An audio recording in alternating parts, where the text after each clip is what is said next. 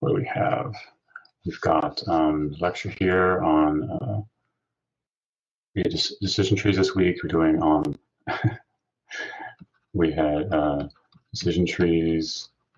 Now today we're having ensembles, which kind of extend that. And then at 9, at 11, I have office hour, which we could talk about.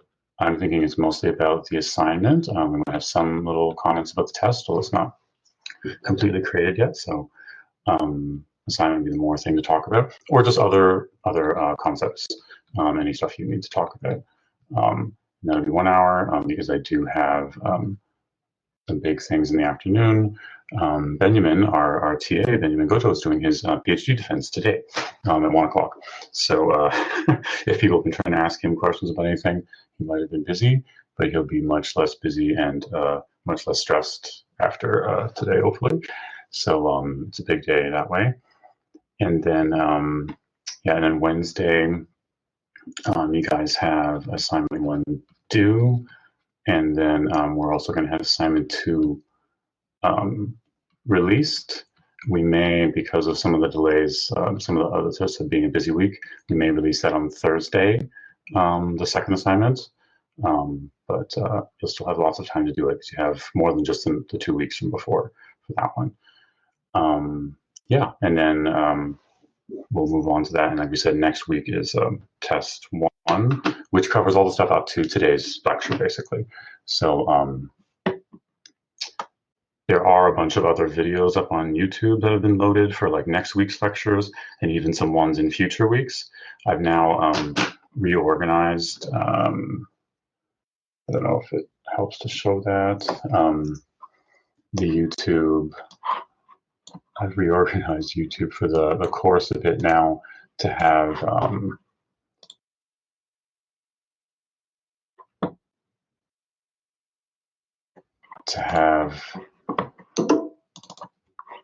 sections in the videos, right? So there'll be like there's a section in the playlist on the homepage of the YouTube channel. It's this week's video, so you know what we're doing this week. Completed part 1 is like all the videos we've done so far. So essentially, this is going to be everything that's testable on test 1. Is this part 1 of the course? There's 3 tests in the course, so there's 3 parts to the course. All future videos that you don't have to worry about yet, but that are uploaded are in here. Week 5 is like a whole bunch of ones for next week, which you can see. So that's quite a lot of content, but you have next week and reading week to kind of start looking through that stuff. Yeah, and then we'll have part 1, part 2, part 3, so you'll know which videos relate to which tests. That should help. The assignments overlap a little differently with them, but that will be clear. Hopefully that helps. Okay, so let's switch back to the presentation. So any questions from last class on basics, on what we're talking about with decision trees?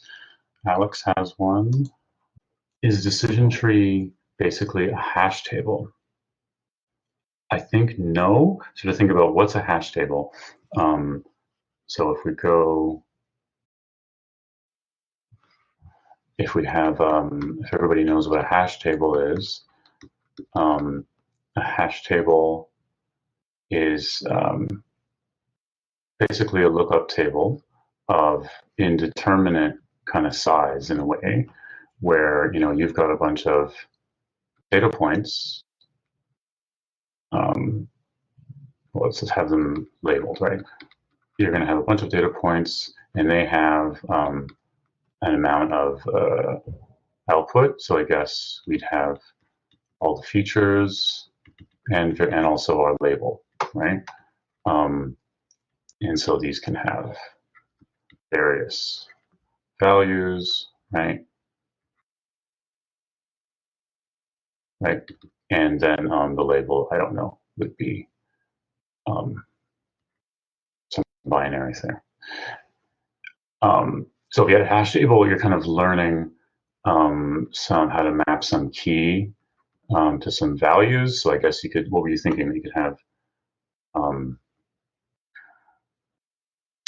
you could use all of the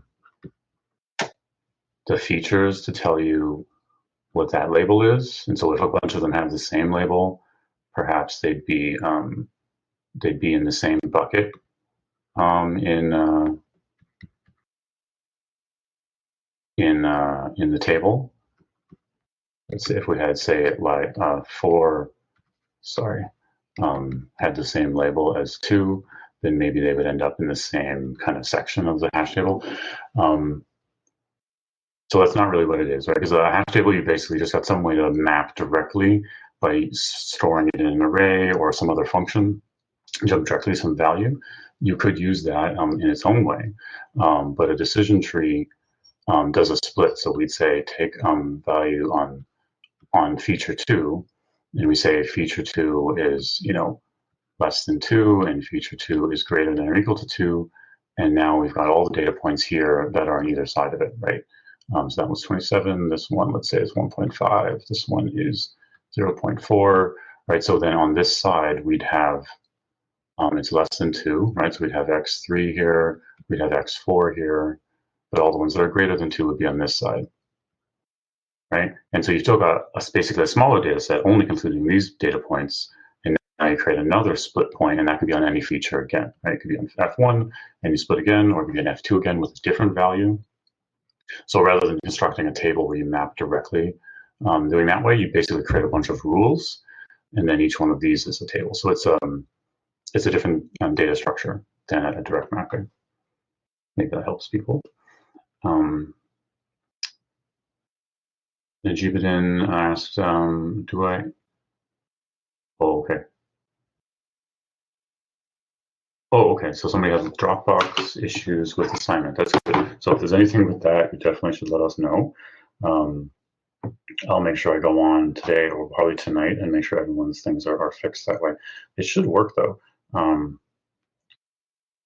So for the assignment, what you have to do, right, is choose a group. So did you choose a group, Mohammed? Hi, Professor. Hello. Oh, yeah. Great. Yeah.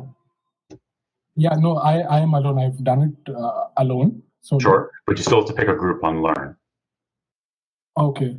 So there's pairs, like groups. You just pick one and put just your name in one of them, one that's open. There's Dropboxes per group.